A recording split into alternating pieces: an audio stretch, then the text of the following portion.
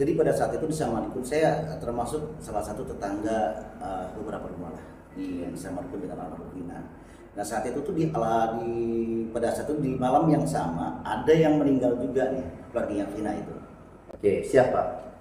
Kalau nggak salah namanya Mas Bontot. Apanya Vina? Pamannya kayaknya. Pamannya. Tua atau pamannya lah yang di situ. Nah ketika ada kabar, pada situ ramai banget nih keluarga Vina dan warga situ lah, Samadikun itu ramai banget kan di situ. Dan ketika kita pada melekang di situ, kalau kita orang Jawa kan namanya melekangnya begadang lah. Karena memang tempatnya di komplek itu perumahan Cina.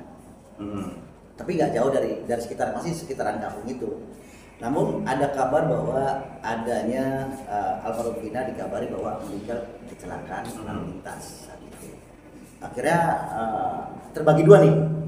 Ada sebagian yang ke flyover, diantaranya abahnya, terus bapaknya Vina almarhum, terus maksudnya almarhumnya Vinanya ya, bapaknya masih hidup, bapaknya dan abahnya datang ke flyover saat itu. Singkat cerita, setelah sudah dimakamkan sebagaimana adanya demo. Nah demo, asumsi publik yang kita terima di masyarakat Samadikun bahwa apa yang dilakukan kepolisian ketika menangkap 8 terpidana itu udah pelaku. Saya dari dulu sampai saat ini sampai saat ini kita menggeluti dunia entertain. Rumah saya kalau lurus itu sekian meter itu rumah mbahnya yang bisa di televisi. Kalau dari rumah saya 5 meter itu ada belokan gang, itu belakang rumah saya persis. Di belakang itu rumah almarhum. Pertama kali mendengar kabar, ya tahunya ada peristiwa kasus Cina Eki itu pertama kali mendengarnya itu dari siapa malam itu? Jadi pada saat itu kan pada begadang tuh karena memang yang meninggal pamannya Vina, paman Vina ya. Paman Vina meninggal jam berapa? Malam ya. Kejadiannya malam. Duluan mana dengan Paman Vina dulu. Paman Vina dulu. Paman Vina dulu meninggal. Lagi melekan ya. Kemudian ada kabar bahwa Vina meninggal kecelakaan. Ya itu. Karena memang ada dua kubu nih dalam satu keluarga, ada dua kubu yang meninggal. Akhirnya ada pemecahan nih. Yang sebagian ke mengurus almarhum Vina, sebagian juga ada yang lek-lekan di situ. Nah pada saat masih lek-lekan di situ, ya. Kemudian setelah mendengar kabar keluarga Vina ini meninggal, nah saat itu yang ngabari siapa yang ngasih tahu? Yang itu jadi perbincangan masyarakat ketika orang kampung ketika sudah ada kabar itu langsung ramai. Langsung. Saat itu Koko sedang melekan nih, ya. Kemudian mendengar kabar bahwa ada Vina kecelakaan. Nah setelah itu, ya Koko ke rumah Vina ataukah ke rumah sakit? Enggak, tetap pada posisi di melekan. Melekan di rumahnya Pak Bontot. Rumahnya almarhum Pak Bontot dengan rumahnya Vina itu jauh nggak? Sekitar 50 kalau untuk rumah Vina. Jadi posisinya kalau rumah saya lurus gini, ini pamannya, abahnya. Dari bukan abahnya. Abahnya Vina. Dari abahnya Vina lurus ke sana tuh udah Pak Bontot. Jadi masih satu RT. Berdekatan. Jadi setelah mendengar kabar saat itu masih melekan di rumahnya Pak Bontot, almarhum Pak Bontot. Ya. Nah lalu setelah itu besoknya ada kabar bahwa meninggalnya itu isunya kecelakaan. Tapi entah ya, kalau kita kan sebagai warga situ bahwa ketika meninggalnya kecelakaan biasanya kan runtuh-runtuh lah namanya orang kampung kan. Biasanya kan karena dua di hari yang sama berarti di masjid yang sama nih. Masing-masing dimandikan ya, terus juga diproses masing-masing dan di dalam masjid Al-Qobah namanya. Di situ sholat bareng. Jadi itu ada 2 keranda. Nah, kemudian Vina itu dari rumah sakit itu dipulangkan ke rumah ya. Nah, di rumah Vina abahnya Vina itu ikut melayat nggak? Saat itu kan. Berapa hari dengarnya pembunuhan?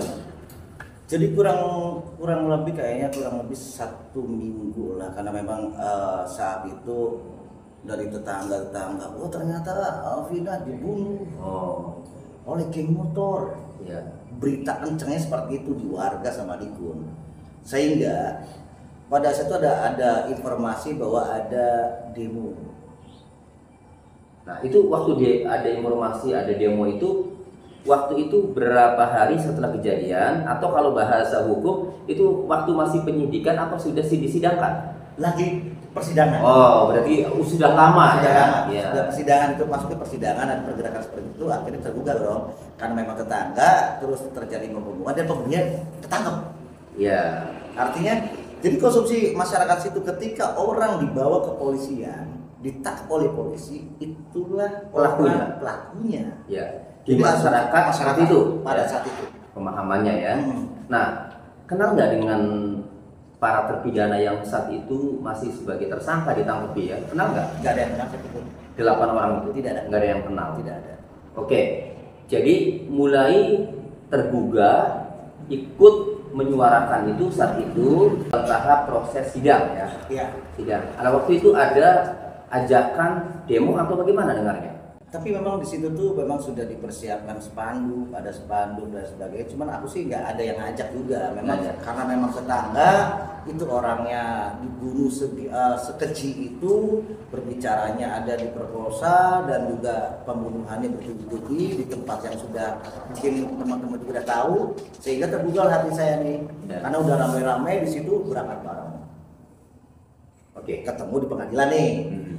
Kalau masalah itu ada yang koordinir atau tidak, saya juga belum paham. Cuman di situ ada satu orang yang memang yang perlu vokal kan di Samadikun itu, kalau ada apa-apa pasti ada vokal. Saat itu ada salah satu pejabat lah. Kita tidak bisa membuka nama siapa.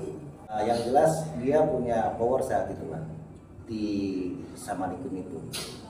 Karena pergerakan mereka tuh beliau ini ya selalu membela warganya saat itu. Iya. Karena pada saat itu asumsinya bahwa pembunuhan dan pembunuh juga tertangkap, sehingga kita juga nggak mau ketika seorang Vina yang begitu parahnya, begitu ngerinya dibunuh dengan dua sejoli itu, terbunuh dengan asumsi diperkosa, dipukuli dan sebagainya, penganiayaan dan ditusuk dan sebagainya lah. Artinya kekejian itu kami tergugah di situ. Saat itu apa tujuannya melakukan demo itu? Karena gini, ketika kejadian itu pembunuh 7 terpidana itu adalah kami instingkan bahwa itulah pembunuhnya, karena asumsi pada saat itu ramah-ramahnya geng motor, bahwa pembunuhnya adalah geng motor. Iya. Dan begitu kejinya dilakukan oleh kedua sejoli ini, sehingga kami ramai-ramai ke sana ingin mengadili 8 terpidana saat itu, ketika pada saat itu image-nya adalah pembunuhnya, dan dihukum seberat-berat mungkin, kalau bisa dihukum mati saat itu. Semua warga itu meyakini bahwa orang yang ditangkap oleh polisi adalah pelakunya. Di situ batasannya. Nah, namun entah kenapa ketika dibukanya lagi kasus ini, saya bertanya-tanya. Akhirnya saya sadar, ada apa sebetulnya, peristiwa apa sih yang memvonis mereka sehingga hukumannya sama? Gak ada dalang satu. Kalau memang di situ hukuman tidak sama, mungkin saya nggak akan ada kecurigaan di saat itu. Nah, ini hukumannya sama. Artinya di 2024 ini? 2024 baru sadar. Iya, baru sadar. Ketika orang bersalah melakukan, pasti ada dalangnya nih. Ini dalang otaknya, ini eksekusinya. Artinya nggak mungkin sama hukumannya, ya kan? Dan dengan hukuman yang sama ini saya terutama gitu. Saya berpikir dan saya merenung bahwa kok bisa seorang terpidana dihukum rata, melakukan yang sama, tidak ada otak di situ. Artinya semuanya pelaku. Ya, mulai sadar, saya mulai tertarik di kasus ini. Saya pengen tahu nih, ketika masuk ke dalamnya ternyata ada proses-proses yang salah menurut saya. Ternyata apa yang saya asumsikan di 2016 inilah Bang. Sampai saat ini saya tetap mengawal kasus ini dengan kesadaran saya sendiri, dan dengan kesalahan asumsi kemarin 2016 ini saya akan bayar di 2024. Ya itulah dosa saya, akan saya bayar di 2024, bahwa kita yakin bahwa ke-8 terpidana saya yakin bukan pelaku. Cara tentang pembunuhan atau memang lantas saya akan menyampingkan itu Bang, karena semuanya dua-duanya belum ada bukti yang konkret karena di dalam proses kan. Cuman yang saya yakini adalah gini, ketika dalangnya, di PO termuncul ada Peggy Peron, Andi, Dani, ya dalang-dalang otak tersebut yang belum kena saat itu kabarnya. Tapi ketika dalang itu yang memindahkan mayat ke flyover, yang memperkosa, yang membunuh, yang bareng-bareng membencong Vina dan Eki dihilangkan, dinyatakan fiktif, disitulah saya menduga bahwa ketujuh perdana adalah asal tangkap. Kapasitas saya hanya menyuarakan bahwa yuk teman-teman media sosial, apapun bentuknya dalam media apapun, kita menyuarakan untuk keadilan.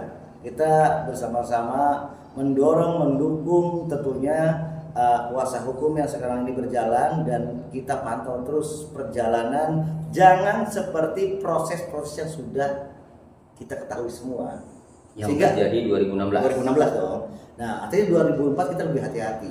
Karena kita sudah belajar dari pengalaman kemarin, kita harus hati-hati dan harus mendorong kuasa hukumnya, memberikan semangat, dan kita harap perjalanan dan juga perjuangan teman-teman netizen semua juga saya rasa sama apa yang kita lakukan dan akan mengawasi terus. Saya khususnya Kakak Cirebon Official minta maaf apa yang terjadi 2016 saya sudah ungkapkan, dan kini ketika ada terbukanya kasus kembali, ternyata apa yang kita pikirkan 2016 ternyata salah.